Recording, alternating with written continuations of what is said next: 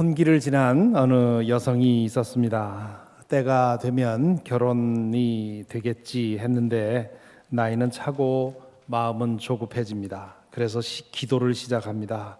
주님, 제게 좋은 신랑감을 보내주십시오.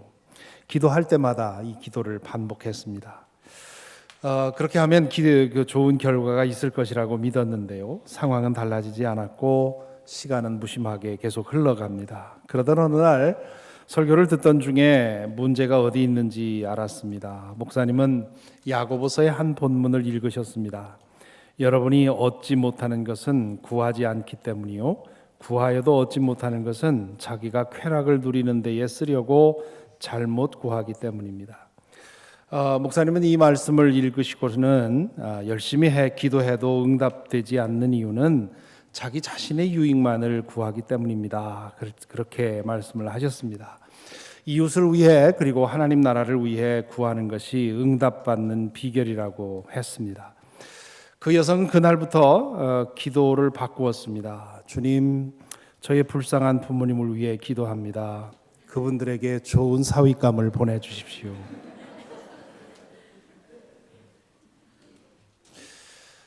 누가 만들어냈는지는 모르겠습니다만은 이 이야기는 우리의 기도가 얼마나 자기중심적인지를 생각하게 만들어줍니다. 과장된 면은 있지만 우리 대다수의 기도의 실상이 아닌가 싶습니다. 그 사람의 영적인 깊이를 알아보려면 그 사람이 얼마나 기도하고 있고 또한 그 사람의 기도에 무엇이 담겨 있는지를 알아보면 됩니다. 기도를 전혀 혹은 거의 하지 않고 있다면 그 사람은 하나님에게 관심이 없는 사람이죠. 하나님에게 관심이 없다는 말은 자기 자신에게도 관심이 없다는 뜻입니다. 왜냐하면 자기 자신에게 진실한 관심을 가진 사람은 결국 그 끝에 하나님을 찾게 되어 있기 때문입니다. 충분한 시간을 기도에 할애하는 것만큼 중요한 것은 기도에 무엇을 담느냐 하는 데 있습니다. 얼마나 빨리 달리느냐도 중요하지만 어떤 방향을 향해서 가느냐가 더 중요한 것처럼 기도를 얼마나 열심히 오래 하느냐도 중요하지만 그 기도 안에 무엇이 담기느냐 하는 것은 더 중요합니다. 기도 중에 여러분은 무엇을 구하고 계십니까? 이 점에 대해서 이미 주님께서는 분명하게 말씀을 하셨습니다. 산상설교의 한 말씀을 기억하시지요? 그러므로 무엇을 먹을까, 무엇을 마실까, 무엇을 입을까 하고 걱정하지 말아라. 이 모든 것은 모두 이방 사람들이 구하는 것이요, 너희의 하늘아버지께서는 이 모든 것이 너희에게 필요하다는 것을 아신다. 너희는 먼저 하나님의 나라와 하나님의 의를 구하여라. 그리하면 이 모든 것을 너희에게 주실 것이다. 이것은 꼭 기도에 관한 말씀만은 아닙니다. 우리 삶의 목적에 관한 것이기도 한데요. 매일 기도의 자리에 오래 앉아 있는 분들 중에는 근심이 특별히 많아서 그러는 분들이 적지 않습니다. 개인적인 문제로 인해서 근심이 생기니 견디지 못하고 기도의 자리를 찾는 것이지요. 그런데 아무리 기도해도 근심이 풀리지 않으니 오래 앉아 있는 것입니다. 그런 분들은 기도 후에도 마음의 안정을 찾지 못합니다. 기도를 통해 자신의 문제만을 묵상했기 때문이지요.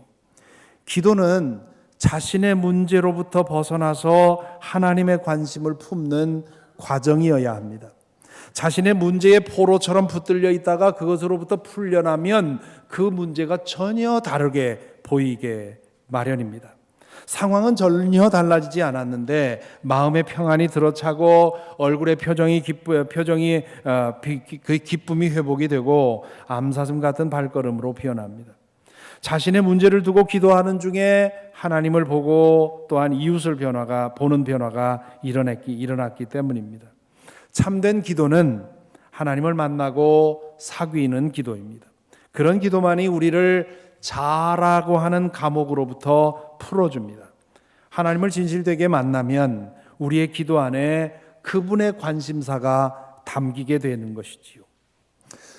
찬양의 경우도 마찬가지입니다. 기도 안에 담긴 것이 그 사람의 마음이듯이 우리가 부르는 찬양이 우리의 마음을 보여줍니다. 여러분은 어떤 찬양을 즐겨 부르며 살고 계십니까? 얼마 전에 오후 2시에 주일 오후 2시에 있는 우리 교회 청년 예배에 참여했습니다. 청년들은 예배가 시작하자마자 일어나서 30분도 넘게 뜨겁게 찬양을 부릅니다.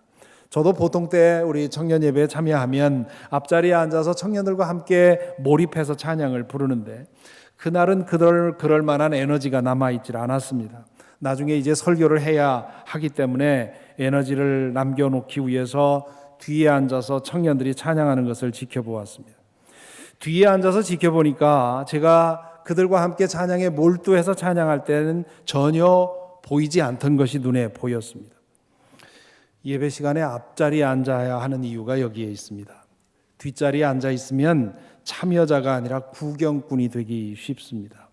구경꾼이 되어서는 은혜 받기가 좀 어렵지요. 지금 뒤에 앉아 있는 분들은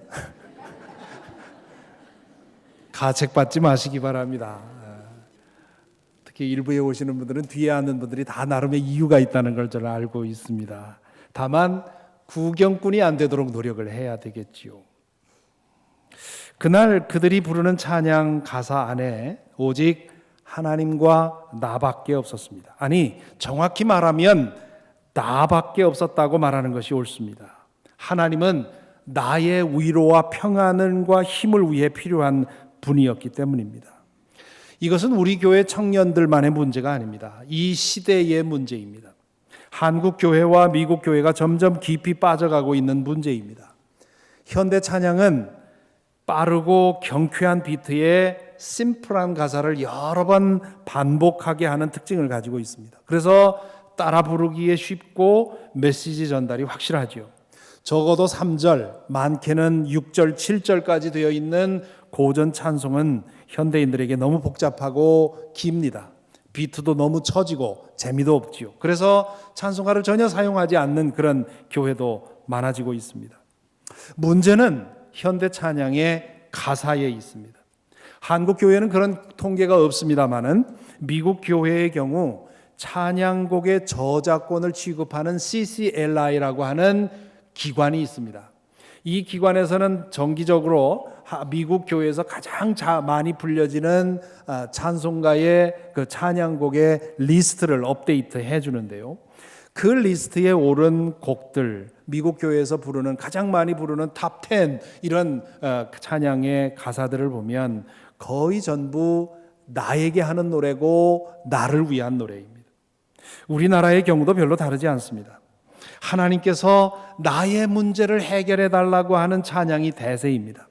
나를 위로해 주십시오. 나를 지켜 주십시오. 나를 인도해 주십시오. 내 마음을 만져 주십시오. 내 영혼을 채워 주십시오. 나 개인의 문제를 해결하기 위해 기도의 자리를 찾듯 우리가 찬양을 부르고 또한 찬양을 통해서 은혜 받는 이유도 나 때문인 경우가 많습니다.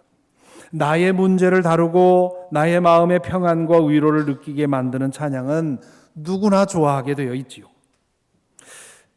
하지만 그런 찬양을 부르면서 하나님 앞에 나아가 하나님을 만나야 합니다.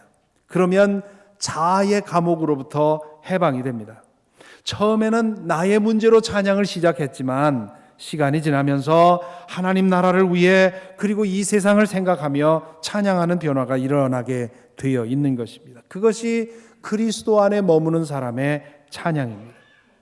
주님을 믿는다고 하면서도 기도에 자신의 관심사만 담겨 있고 찬양을 불러도 늘 자신의 위로와 평안만을 구한다면 아직도 아담 안에 있는 것은 아닌가 스스로 돌아보아야 합니다. 우리가 진실로 그리스도 안에 머물러 살아가는 사람이라면 우리의 찬양은 달라져야 마땅합니다. 이 세상에서 일어나는 일들을 내 자신의 일로 품어 안고 기도하며 찬양해야 합니다. 찬양을 통해 마음의 평안과 위로를 구하는 것도 우리에게 때때로 필요하지만 하나님 나라를 구하고 이 땅에 하나님 나라가 임하는 일을 위해서 찬양하고 기도하는 것도 매우 중요하다는 말씀입니다. 설교에 있어서도 사정은 동일합니다. 우리가 보통 설교를 듣고 은혜 받았다 혹은 오늘은 은혜가 없었다 이렇게 말을 합니다. 대개의 경우 감동을 받았을 때 그렇게 말을 하는데요. 이 은혜와 감동이 언제나 같이 오는 것은 아닙니다. 그런데 우리는 주로 감동을 받을 때 은혜 받았다 그렇게 얘기를 하고, 감동이 없으면 은혜가 없었다 그렇게 얘기를 하지요. 은혜라고 하는 것은 하나님이 주시는 선물을 말합니다.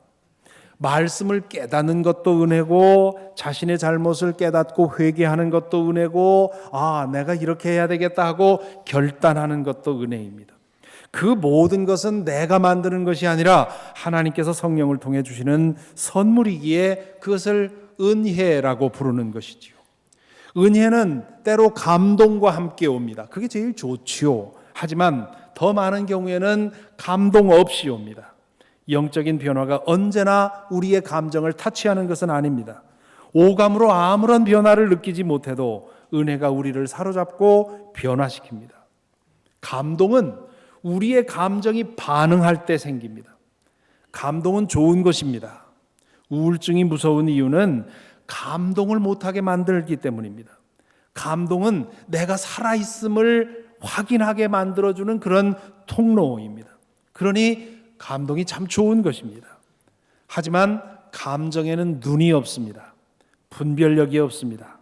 별것 아닌 것에도 감동하는가 하면 때로는 엄청난 일에도 감동하지 않습니다. 때로는 헛것을 보고도 감동하고요. 또 때로는 감동에 목말라서 스스로 보고 싶은 것을 만들어내기도 합니다. 그래서 마음의 움직임을 조작해서 각 사람을 이용하는 사람들이 있지요. 말씀을 전하는 사람이나 말씀을 듣는 사람이나 제일 경계해야 하는 것이 이 감동입니다. 성령께서 만들어내는 감동인지 아니면 내 마음의 단순한 반응인지를 분별해야 되지요. 그렇지 않으면 말씀을 전하는 사람은 영적인 사기꾼이 되어버리고, 말씀을 듣는 사람들은 아이돌 가수에 열광하는 소녀 팬들처럼 되어버립니다. 성숙한 신앙인은 감동이 올 때 더 조심합니다. 감정의 장난인지 아니면 하나님의 은혜인지를 분별하기 위해서입니다. 좋은 것은 말씀을 듣고 흘린 한 방울의 눈물이 아니라 자신의 영혼에 만들어진 울림입니다. 모든 사람에게 잘 통하는 감동의 코드가 있습니다. 개인적인 문제를 건드려 주는 것이지요. 사적인 필요와 요구를 채워주는 것입니다. 그러면 감동을 쉽게 불러일으킬 수 있습니다. 개인적인 문제 때문에 기도의 자리를 찾고 개인적인 문제 때문에 찬양에 몰입하는 것처럼 사람들은 개인적인 문제의 해결책을 제시하는 말씀에 솔깃합니다. 그런 말씀에 쉽게 감동하고 은혜 받았다고 합니다. 개인의 문제와 직접적인 관계가 없다 싶으면 즉시로 귀를 닫습니다. 그리고는 은혜가 없었다고 말을 하지요. 모든 설교자들은 은혜를 끼치고 싶어 합니다. 설교를 통해서 성도들이 감동받는 모습을 보는 것이 설교자에게는 가장 큰 기쁨이고 보람입니다. 그런데 거기에 함정이 있습니다. 설교자는 회중에게 은혜를 끼치기 위해 개인적인 문제만 다루게 되는 위험이 있는 것입니다. 위로를 주고 희망을 주고 확신을 주는 설교만 하고 싶어 합니다. 때로는 설교자 자신도 믿지 않지만 회중이 좋아하니 거짓 희망과 거짓 약속을 진실처럼 선포합니다. 그러면 성도들은 더욱더 자기의 개인사에만 몰두하게 됩니다.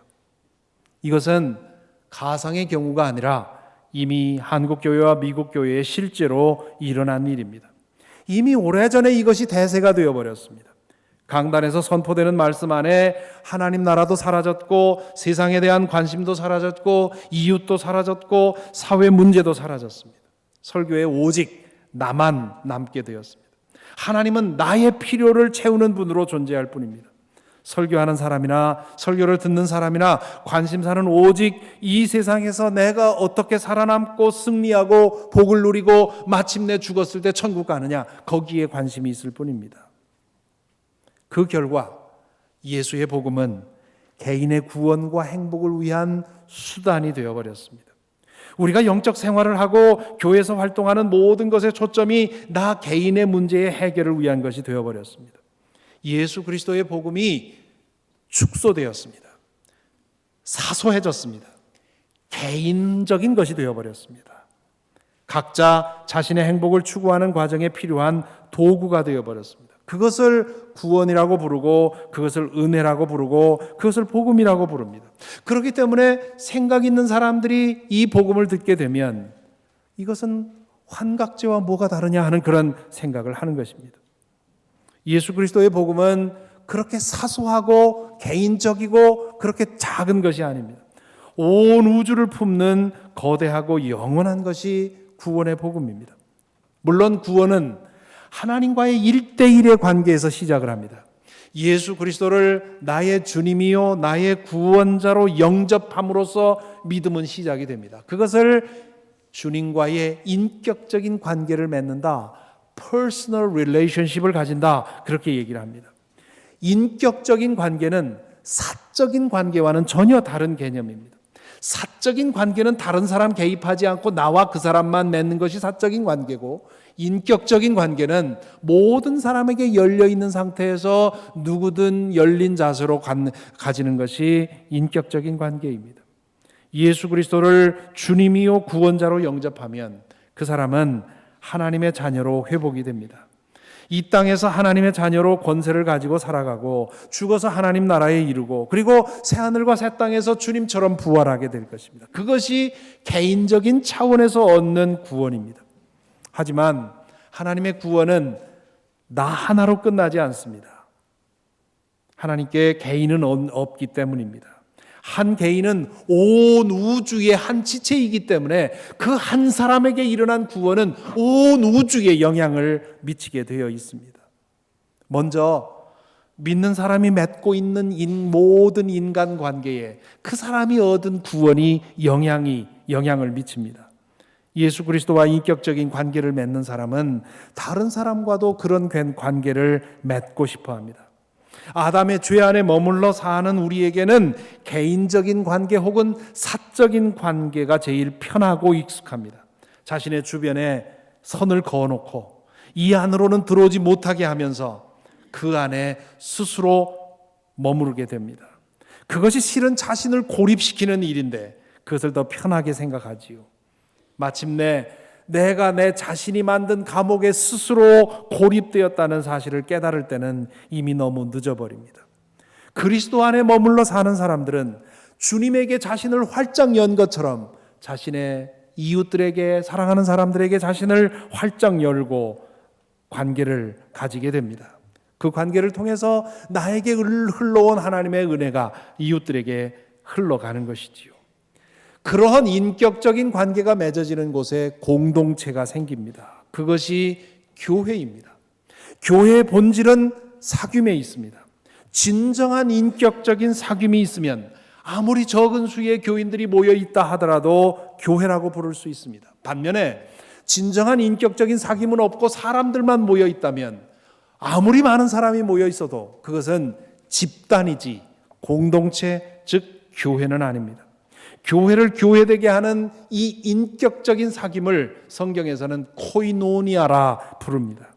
그래서 고 대천덕 신부님은 교회를 가르치는 모임이라는 뜻으로 교회라고 쓸 것이 아니라 사귀는 모임이라는 뜻으로 교회라고 쓰는 것이 옳다고 그렇게 제안을 했습니다. 누군가 여러분에게 당신이 다니는 교회는 몇 명이나 모입니까? 라고 물으면 여러분 주보에 나와 있는 통계를 가지고 대답하지 마시기 바랍니다. 그건 오답입니다. 여러분이 교회로 모여 인격적인 관계를 맺고 있는 사람 수로 대답해야 옳습니다. 여러분 중에 어떤 분은 제가 속해 있는 교회는 10명이 모입니다. 이렇게 말할 분도 계실 것이고요. 또 어떤 분은 제가 속해 있는 교회는 3명 모입니다. 이렇게 말할 수 있을 겁니다. 교회는 나오긴 하지만 아무런 인격적인 관계를 맺지 않고 그저 예배만 드리고 간다면 제가 나가는 교회는 저 혼자입니다. 이렇게 얘기를 해야 될 겁니다. 그런데 불행하게도 그것은 교회가 아닙니다. 하나님과 나와의 관계 속에 있는 그 한 사람의 고립된 개인은 교회일 수가 없습니다. 주님과의 1대1의 관계에서 시작된 구원은 이렇게 우리의 관계에 영향을 미치고 또한 우리를 통해서 공동체를 형성할 뿐만 아니라 그렇게 함으로써 우리 사회에 영향을 미치게 됩니다. 그리스도 안에 머물러 살 때 우리는 모든 생명이 서로 의지하고 사랑하도록 지어졌음에 눈을 뜨면서 하나님의 피조 세계에 관심을 갖습니다. 말하지 못하는 생명의 눈길을 돌립니다. 가난과 질병과 전쟁으로 인해 고통받는 이 세상 문제에 대해서 아파하면서 이것을 어떻게 해결할 방법이 없겠는가 자신이 할 일을 찾습니다. 주님과의 1대1의 관계에서 시작된 구원은 마침내 새하늘과 새 땅이 임할 때 온 우주적인 완성에 이를 것입니다. 하나님은 나 한 사람에게 관심을 가지는 것처럼 온 세상에도 관심을 가집니다. 그 옛날 아브라함 한 사람을 불러내신 이유는 그를 통해서 모든 민족을 구원하기 위함이었듯이 오늘 저와 여러분에게 복음을 듣게 하시고 예수 그리스도를 믿게 하신 이유는 우리 한 사람 한 사람을 구원하려는 뜻에서 끝나는 것이 아니라 우리를 통해서 이 세상을, 이 우주를 구원하시려는 그런 계획 속에 있는 것입니다. 개인주의가 문제입니다. 오늘로 벌써 세 번째 개인주의에 대해서 다루고 있는데요. 이 개인주의라고 하는 사상은 이건 바이러스와 같아서 하나님의 창조 섭리를 보지 못하게 만듭니다. 우리 각자가 하나님이 지으신 온 우주의 한 지체라는 사실을 망각하게 만듭니다. 그러다 보면 어느 사이에 개인주의로부터 자기중심주의로 흐릅니다. 우리가 보통 자기중심주의다 그러면 부정적인 말로 사용하지요. 좀 나쁜 말로 사용을 하지요. 그런데 겪어보면 정말 착한 사람들 중에도 철두철미 자기중심적으로 생각하고 말하는 사람들이 있습니다. 어릴 때부터 그렇게 양육되어 왔기 때문에 너무도 선량한 사람인데 자기중심적이지요. 개인주의가 만들어내는 합병증입니다. 뿐만 아니라 이기주의라고 하는 더 못된 합병증도 있죠. 우리는 자기중심주의와 이기주의가 나쁜 것을 압니다. 그래서 경계하지요. 부끄러워하지요.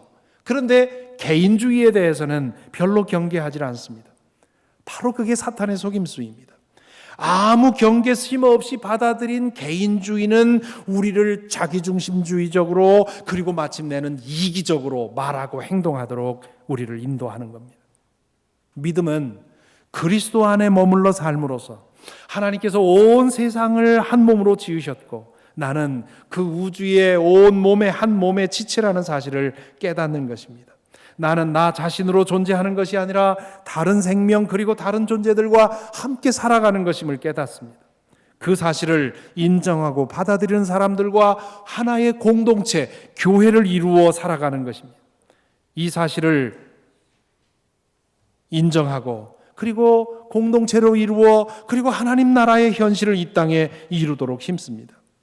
우리의 믿음은 나 혼자 구원받고 축복받는 것이 아니라 하나님이 지으신 이 온 세상이 구원되는 것, 그것을 위해 존재한다는 것을 우리는 기억해야 되는 것입니다. 오늘 읽은 에베소서의 말씀에서 바울 사도는 이 사실을 아주 분명히 천명하고 있습니다. 그는 하나님의 계획에 대해서 10절에서 이렇게 말하지요. 하나님의 계획은 때가 차면 하늘과 땅에 있는 모든 것을 그리스도 안에서 그분을 머리로 하여 통일시키는 것입니다. 아담의 죄로 인해서 하나님께서 한 몸으로 창조하신 피조세계가 산산이 깨어졌습니다. 하나님과 인간이 죄로 인해서 원수가 되었고요. 인간과 인간이 서로 갈등하고 반목하고 투쟁합니다. 그 상황이 가정에서도 일어나고 있고요. 우리 직장에서도 일어나고 있고 때론 교회에서도 일어나고 있고요. 그리고 이 지구촌 곳곳에서 지금 몸살을 앓고 있지 않습니까? 도무지 이 파리에서 일어난 이 테러 사건을 보면서 우리는 정말 고개를 흔듭니다. 이 인간의 타락상의 극치를 보여주는 이러한 현상을 우리는 어떻게 해결할 수 있는지, 해법이 보이지 않는 이 테러리즘의 문제를 우리가 어찌해야 될지 우리는 가슴 아파하는 것이지요. 이 모든 갈라짐과 찢어짐과 원수됨을 치유하고 다시 한 몸으로 회복하려는 것, 그것이 예수 그리스도를 통해 이루려는 하나님의 계획입니다. 그 거대한 하나님의 계획을 한 사람 한 사람의 구원을 통해서 시작하시는 것이지요. 그래서 사도가 11절에 이렇게 말합니다. 하나님은 그리스도 안에서 우리를 상속자로 삼으셨습니다. 상속자가 되었다 하는 말은 장차 유업을 받는다는 뜻입니다. 어떤 유업입니까? 개인주의적으로 성경을 읽는 사람들은 장차 천국에 가서 내가 받을 상급이라고 생각을 합니다. 하지만 그런 뜻이 아닙니다. 우리가 상속자로서 받을 상은 그리스도 안에서 회복된 새하늘과 새 땅을 말합니다. 하나님은 예수 그리스도를 통해 이루시려는 이 일을 우리를 통해서 계속 이루어 가십니다. 그 일을 위해서 하나님은 우리를 부르셨습니다. 우리가 받은 구원은 우리에게서 시작하지만 온 우주로 퍼져나가게 되어 있습니다. 다시 한 번 확인합니다마는 예수의 복음 안에 개인주의를 위한 자리는 없습니다. 아니, 개인주의를 철저히 털어내지 않으면 예수의 복음을 이해할 수도 없고 받아들일 수도 없고 그렇게 살아갈 수도 없습니다. 개인주의가 설 자리가 없다면 자기중심주의와 이기주의는 더욱더 그럴 것입니다. 예수의 복음은 나 혼자 믿어 나 잘되고 천국 가자는 것이 아닙니다. 예수를 믿는다는 것은 그리스도 안에서 새로운 세상에 눈뜨고 하나님에게, 이웃에게, 그리고 온 세상에 자신을 활짝 여는 것입니다. 그리고 자신을 위해 하나님과 이 세상을 이용하는 것이 아니라 하나님과 이 세상을 위해 내가 어떻게 헌신할 것인지를 묻는 것, 이것이 우리 그리스도의 제자들이 나가야 할 방향이라는 것입니다. 사랑하는 성도 여러분, 여러분의 믿음은 어떻습니까? 여러분의 기도에는 무엇이 담겨 있습니까? 여러분의 찬양에는 어떤 소망이 담겨 있습니까? 여러분은 어떤 말씀을 들을 때 마음의 은혜를 경험하십니까? 여러분은 무엇 때문에 이 아침에 이 예배의 자리에 나왔습니까? 결국 여러분은 믿음을 통해서 무엇을 얻으려고 하십니까? 마음의 평안을 얻기를 원하십니까? 죄의 문제를 해결받고 싶으십니까? 풀리지 않는 인생의 문제를 하나님의 능력으로 풀어보고 싶습니까? 죽음 후에 마주하게 될지도 모를 운명에 대해서 준비하기 위함입니까? 예, 그리스도 안에 그 모든 문제에 대한 해답이 있습니다. 그러니 믿음의 길에서 멈추지 말고 더욱 은혜를 구하시기 바랍니다. 하지만 그것이 우리의 믿음의 종착점이 아니라는 것을 기억하십시다. 주님께서 저와 여러분에게 복음을 듣게 하신 것은 우리 각자의 행복을 위해서가 아닙니다. 하늘과 땅에 있는 모든 것을 그리스도 안에서 한 몸으로 회복시키려는 하나님의 뜻을 위해 먼저 저와 여러분을 부르셨습니다.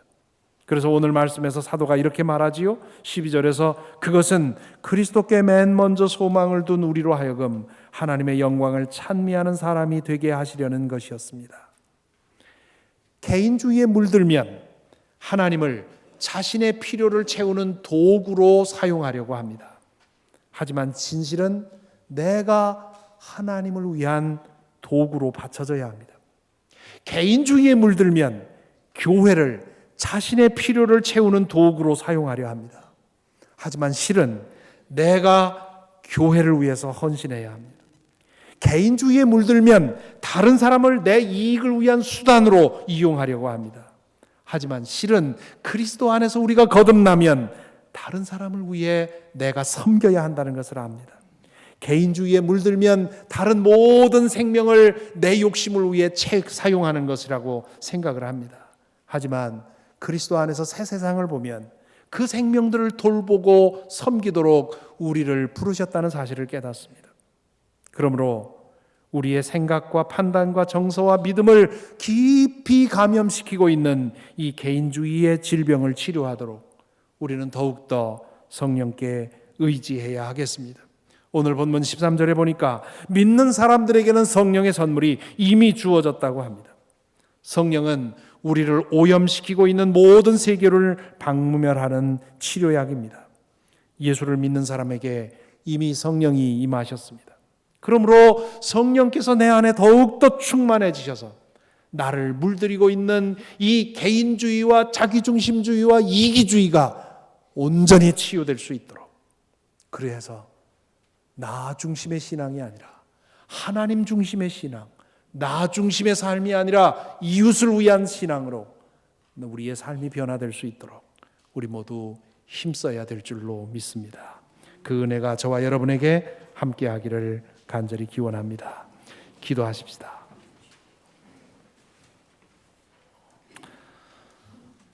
주님, 저희의 마음의 문을 열고 주님을 모셔드립니다. 약속하신 성령을 저희에게 주셔서 저희 안 내면과 외면을 속속들이 감염시키고 있는 개인주의의 병균을 치료하여 주옵소서. 그리스도 안에서 아담이 잃은 모든 것들을 회복하게 하셔서 나 자신이 아니라 주님을 목적으로 삼게 하여 주옵소서. 주님의 몸의 한 지체로서 주님을 위해, 주님의 나라를 위해, 그리고 교회와 이웃을 위해 살아가도록 우리를 인도하여 주옵소서. 예수 그리스도 이름으로 기도하옵나이다. 아멘.